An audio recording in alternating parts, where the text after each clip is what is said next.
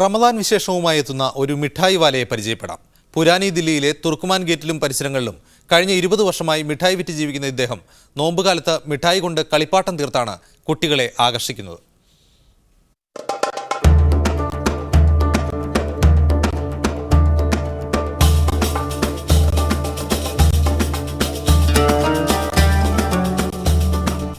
ഉത്തർപ്രദേശിലെ ഫാറൂഖാബാദിൽ നിന്ന് 20 വർഷങ്ങൾക്ക് മുമ്പാണ് ഫത്തേഹ് ബഹാദൂർ എന്ന മിഠായി വാല ഡൽഹിയിലെത്തിയത്.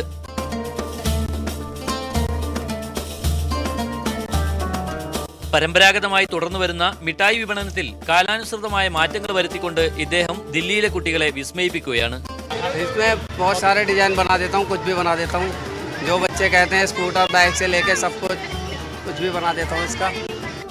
വൈവിധ്യമാർന്ന നിറങ്ങളിൽ തിളക്കമുള്ള കാൻഡിയും ജെല്ലിയും ഉപയോഗിച്ച് കളിപ്പാട്ടങ്ങൾ തീർത്താണ് മിഠായി വാലയുടെ മായാജാലം. മുംബൈ മിഠായി എന്ന് പേരിട്ടിരിക്കുന്ന ഈ മധുരം നുണയാൻ മിഠായി വാലയ്ക്ക് ചുറ്റും എപ്പോഴും കുട്ടികളെ കാണാം. റമദാനിൽ മുതിർന്നവർ നൽകിയ ചില്ലറ തൊട്ടുമായി എത്തിയതാണ് ഈ കുട്ടികൾ. രാത്രി ഏറെ വൈകിയും മിഠായി വാലയെ ചുറ്റി ഇവർ ഈ തെരുവിലുണ്ടാകും.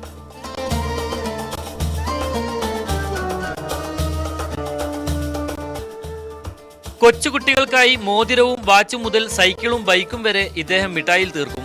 പലതരം പൂക്കളും തവളയും മുതലയും മയിലുമൊക്കെയാണ് കുട്ടികൾ ആവശ്യപ്പെടുന്നതനുസരിച്ച് നിമിഷ നേരം കൊണ്ട് രൂപപ്പെടുന്നത്. നോമ്പ് കാലത്ത് കയ്യിൽ പണമില്ലെങ്കിലും ഒരു തോണ്ട് മിഠായി സൗജന്യമാണ്. ഇത് കുട്ടികൾക്കായുള്ള റമദാനിന്റെ പുണ്യമാണെന്നാണ് മിഠായി വാല പറയുന്നത്. മുജീബുർ റഹ്മാൻ, മീഡിയ 1, ന്യൂഡൽഹി. രാജ്യത്തെ മുസ്ലിം സമുദായത്തെ ഇതര സമുദായങ്ങളിൽ നിന്ന് ജമാഅത്തെ ഇസ്ലാമി കേരള ഘടകം സംഘടിപ്പിച്ച ഇഫ്താർ സംഗമം മുസ്ലിം ഐക്യത്തിനുള്ള ആഹ്വാനമായി. മുസ്ലിം സമുദായം നേരിടുന്ന പ്രശ്നങ്ങളും ഇഫ്താറിൽ ചർച്ചാ വിഷയമായി. സാംസ്കാരികമായ അധപതനത്തിൽ നിന്നും കേരളത്തെ പൊതുവിലും സമുദായത്തെ വിശേഷിച്ചും സംരക്ഷിക്കാനുള്ള ബാധ്യത സമുദായ സംഘടനാ നേതാക്കൾക്കുണ്ടെന്ന് ജമാഅത്തെ ഇസ്ലാമി കേരള അമീർ ടി ആരിഫ് അലി പറഞ്ഞു. ഇഷ്റത്ത് ജഹാൻ കേസ്, പാർലമെന്റ് ആക്രമണം, അതുപോലെ മറ്റ് ആക്രമണം, ബട്ട്ല ഹൗസ് സംഭവം, ഇങ്ങനെയുള്ള സംഭവങ്ങളെ നമ്മൾ വിലയിരുത്തുന്ന സന്ദർഭത്തിൽ മുസ്ലിം സമൂഹത്തെയും പൊതുസമൂഹത്തെയും പരസ്പരം മാറ്റി നിർത്തുവാനുള്ള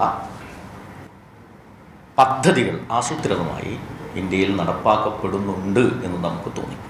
എല്ലാം മുസ്ലിം സമുദായം തട്ടിയെടുക്കുന്നെന്ന തെറ്റായ പ്രചാരണം സംസ്ഥാനത്ത് ശക്തമാണെന്ന് MI ഷാനവാസ് MP അഭിപ്രായപ്പെട്ടു. കേരളത്തിലെ ഏറ്റവും വലിയ സമുദായം മുസ്ലിം സമുദായമാണ്. പക്ഷേ ഏറ്റവും അധികം ആക്രമിക്കപ്പെടുന്ന സമുദായവും മുസ്ലിം സമുദായമാണ്. അർഹിക്കുന്നതിൻ്റെ അടുത്ത് പോലും നമുക്ക് ലഭിക്കാത്ത സാഹചര്യത്തിൽ പോലും മുസ്ലിം സമുദായത്തെ എല്ലാം തട്ടിക്കൊണ്ടു പോകുന്നു എന്നുള്ള രീതിയിലുള്ള കുൽസിതമായിട്ടുള്ള കുപ്രചരണങ്ങൾ ഈ രാജ്യത്ത് വളർന്നുകൊണ്ടിരിക്കുന്ന ഒരു അന്തരീക്ഷത്തിൽ മുസ്ലിം കൂട്ടായ്മ ഏറ്റവും അടിയന്തരമാണ്. PTA Rahim MLA, Muslim League നേതാക്കളായ KPA Majeed, ET Muhammad Basheer MP, Panakkad Munavvar Ali Shihab Thangal, MES സംസ്ഥാന പ്രസിഡന്റ് ഡോക്ടർ ഫസൽ ഗഫൂർ, ന്യൂനപക്ഷ commission chairman advocate Veerankutty, Mujahid നേതാക്കളായ TP Abdulla Koya Madani, CP Umar Sullami, doctor EK Ahammed Kutty, Jamaat-e Islami നേതാക്കളായ ഷെയ്ഖ് മുഹമ്മദ് കാരക്കുന്ന്, MI അബ്ദുൽ അസീസ്, ISM സംസ്ഥാന president Muhammad Shakir, solidarity president T Muhammad, എഴുത്തുകാരായ PK Parakkadavu, AP Kunhamu, NP Hafiz Muhammad, Chandrika പത്രാധിപർ TP Cheruppa, Madhyamam media 1 group editor O Abdurahman തുടങ്ങി പ്രമുഖർ പങ്കെടുത്തു.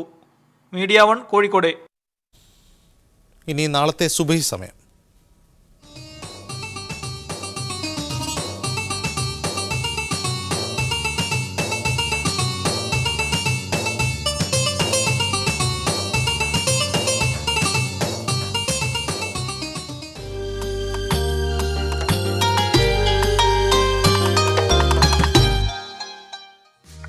Samawa Ramadan Special News brought to you by Samawa. Define fresh and long-lasting fragrance from Samawa. Samawa reaches everywhere. ഖത്തറിലെ ആരോഗ്യ വകുപ്പായ Hamad medical corporation പുതുതായി ആരംഭിച്ച diabetic സെന്ററിന്റെ ഉദ്ഘാടനം ഖത്തർ പ്രധാനമന്ത്രി Sheikh Abdullah bin Nasser bin Khalifa Al Thani നിർവഹിച്ചു. ഖത്തറിൽ വർദ്ധിച്ചുകൊണ്ടിരിക്കുന്ന പ്രമേഹത്തിനെതിരെ ബോധവൽക്കരണം നൽകാനും മികച്ച ചികിത്സ നൽകാനും പുതിയ സെന്ററിലൂടെ കഴിയുമെന്ന് അധികൃതർ പറഞ്ഞു.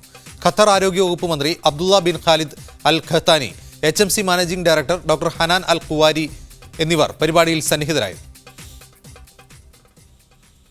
MERS പകർച്ചവ്യാധി ഭീഷണിയെ തുടർന്ന് സൗദി അധികൃതർ ഹജ്ജ് തീർത്ഥാടകർക്കായുള്ള വിസയുടെ എണ്ണം വെട്ടിച്ചുരുക്കുന്നു. മക്കയിലെ പ്രധാന പള്ളിയുടെ വികസന പ്രവർത്തനവും ഇതിന് കാരണമായിട്ടുണ്ട്. മെക്കയിലേക്കും മദീനയിലേക്കും തീർത്ഥാടന കാലത്ത് നിരവധി പേർ എത്തുന്നത് മെഴ്സ് രോഗം വ്യാപകമായി പടരാൻ കാരണമാകുമെന്നാണ് വിലയിരുത്തുന്നത്. ഇതിന്റെ കരുതൽ നടപടിയെന്നോണമാണ് സൗദി അറേബ്യയിൽ നിന്നുള്ള തീർത്ഥാടകരുടെ എണ്ണത്തിൽ 50%, വിദേശത്തു നിന്നുള്ളവരുടെ എണ്ണത്തിൽ 20% കുറവ് വരുത്തുന്നത്.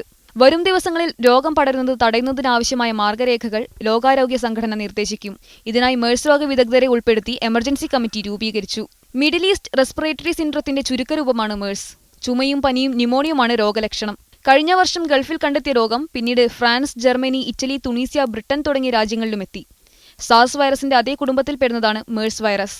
2002 ചൈനയിലാണ് സാർസ് രോഗം ആദ്യമായി കണ്ടത്. പിന്നീട് അത് എല്ലായിടത്തേക്കും പടർന്നു. രോഗം ബാധിച്ച 8000 പേരിൽ 10% ആളുകളുടെ മരണത്തിന് കാരണമാവുകയും ചെയ്തു. ലോകാരോഗ്യ സംഘടനയുടെ കണക്കനുസരിച്ച് ലോകത്താകെ 88 പേർക്കാണ് ഇതുവരെ മെഴ്സ് രോഗം സ്ഥിരീകരിച്ചത്.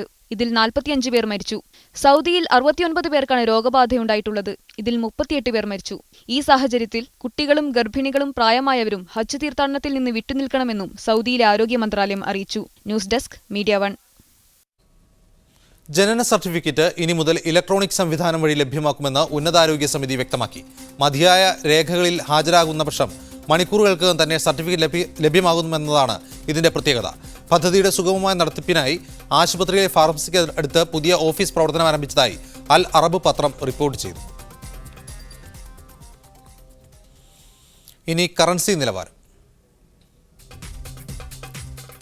സൗദി റിയാൽ 15.74, UAE ദിർഹം 16.06, ബഹ്റൈൻ ദിനാർ 156.52, ഖത്തർ റിയാൽ 16.21, കുവൈറ്റ് ദിനാർ 206.82, ഒമാൻ റിയാൽ 153.34. ദുബായിൽ പോലീസ് ക്ലിയറൻസ് സർട്ടിഫിക്കറ്റ് ഇനി മൊബൈൽ വഴി.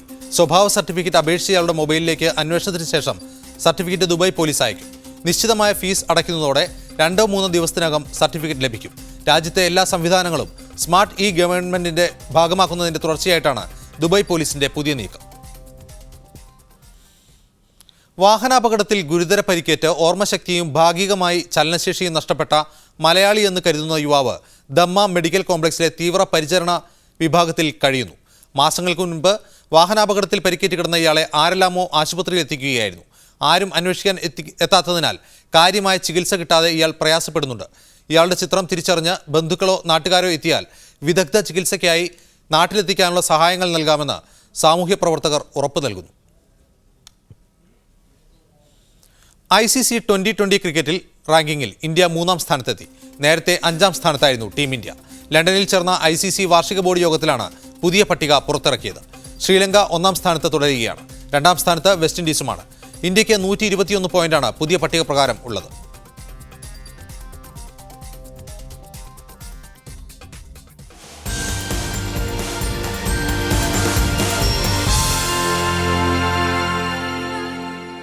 സമുദ്ര ഗവേഷകർക്കിനി സ്രാവിന്റെ ആക്രമണത്തെ പേടിക്കാതെ സമുദ്രത്തിന്റെ അടിത്തട്ടിലേക്ക് പോകാം. സ്രാവിന്റെ തൊലിയുടെ രീതിയിലുള്ള വസ്ത്രമാണ് ഗവേഷകർക്ക് ആശ്വാസകരമാകുന്നത്. സ്രാവിന്റെ കാഴ്ചയ്ക്ക് ആശയക്കുഴപ്പമുണ്ടാക്കുന്ന രൂപത്തിലാണ് ഈ വസ്ത്രം രൂപപ്പെടുത്തിയിട്ടുള്ളത്.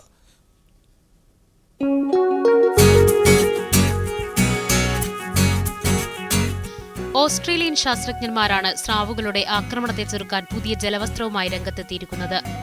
ഇത് സ്രാവുകൾക്ക് ആശയക്കുഴപ്പമുണ്ടാക്കും. ഇതിലൂടെ സ്രാവിൽ നിന്ന് രക്ഷ നേടാൻ കഴിയുമെന്നാണ് ശാസ്ത്രജ്ഞർ അവകാശപ്പെടുന്നത്. വെസ്റ്റേൺ ഓസ്ട്രേലിയയിലെ ഓഷ്യൻ ഇൻസ്റ്റിറ്റ്യൂട്ടും തിമിംഗല ആക്രമണ ലഘൂകരണ സംവിധാന റിസർച്ചുമാണ് പുതിയ സംവിധാനത്തിന് പിന്നിൽ. The most important factor of their sensors that they use in their last few seconds before attack is their sight. So the systems that we've developed and the technology that we've developed has created confusion for their sight sense. വസ്ത്രം സമുദ്രജലത്തിലുണ്ടാക്കുന്ന നിറവ്യത്യാസമാണ് തിമിംഗലങ്ങളുടെ കാഴ്ചയെ അപ്രസക്തമാക്കുന്നത്. പുതിയ സംവിധാനം വളരെ മികവുറ്റതാണെന്നാണ് വിലയിരുത്തൽ. തിമിംഗലാക്രമണം കൂടുതലുണ്ടാകുന്ന സമുദ്രമേഖലയാണ് ഓസ്ട്രേലിയയുടേത്. കഴിഞ്ഞ 5 മാസത്തിനിടെ 5 വലിയ തിമിംഗലാക്രമണമാണ് Australian തീരത്ത് ഉണ്ടായത്. News desk media 1. Be positive from Bright Light. വിരൽ തുമ്പിലെ സൂര്യൻ ബ്രൈറ്റ് ലൈറ്റ്. പ്രധാന വാർത്തകൾ ഒരിക്കൽ കൂടി. തുനീസിയയിലെ പ്രതിപക്ഷ നേതാവ് മുഹമ്മദ് ബരാമി കൊല്ലപ്പെട്ടു. കൊലയ്ക്ക് പിന്നിലെ 6 പേരെ തിരിച്ചറിഞ്ഞുവെന്ന് ഭരണകൂടം. വ്യാപക പ്രതിഷേധം. സൗദിയിൽ സ്വകാര്യ സ്ഥാപനങ്ങൾക്ക് വേതന സംരക്ഷണ പദ്ധതി സെപ്റ്റംബർ 1 മുതൽ പ്രാബല്യത്തിൽ. 300 ജീവനക്കാരിൽ കൂടുതലുള്ള സ്ഥാപനങ്ങൾ കരാർ പ്രകാരമുള്ള വേതനം നൽകുന്നുവെന്ന് ഉറപ്പാക്കുമെന്ന് തൊഴിൽ മന്ത്രാലയം. UAE-യിൽ ബോർഫുഖാൻ തീരത്ത് കുടുങ്ങിക്കിടക്കുന്ന എണ്ണക്കപ്പലിലെ ജീവനക്കാരെ നാട്ടിലെത്തിക്കുന്നതിൽ ഇന്ത്യൻ എംബസിക്ക് ഉദാസീനത. പ്രതീക്ഷയുണർത്തി നാഷണൽ ട്രാൻസ്പോർട്ട് അതോറിറ്റിയുടെ ഇടപെടൽ. അബ്ദുൽ നാസർ മഅ്ദനിക്ക് ജാമ്യം നൽകരുതെന്ന് കർണാടക സർക്കാർ. മഅ്ദനി സ്ഥിരം കുറ്റവാളി. ബംഗ്ലാദേശ്, പാകിസ്ഥാൻ എന്നിവിടങ്ങളിലെ ഭീകരവാദികളുമായി മഅ്ദനിക്ക് ബന്ധമെന്നും സത്യവാങ്മൂലം. കോൺഗ്രസ് സർക്കാർ ചെയ്തത് BJP സർക്കാർ ചെയ്തതിനേക്കാൾ വലിയ ക്രൂരതയെന്ന് അബ്ദുൽ നാസർ മഅ്ദനി. ബട്ട്ല ഹൗസ് വെടിവെപ്പ് ഏറ്റുമുട്ടലായിരുന്നുവെന്ന ഡൽഹി പോലീസിന്റെ വാദത്തെ ഡൽഹി സാകേത് കോടതി ശരിവച്ചു. അറസ്റ്റിലായ ഷെഹ്സാദ് അഹമ്മദ് കുറ്റക്കാരൻ. വിധി ഈ മാസം 29-ന്. ന്യൂസ് 1 മിഡിൽ ഈസ്റ്റ് സമാപിക്കുന്നു. ശുഭരാത്രി.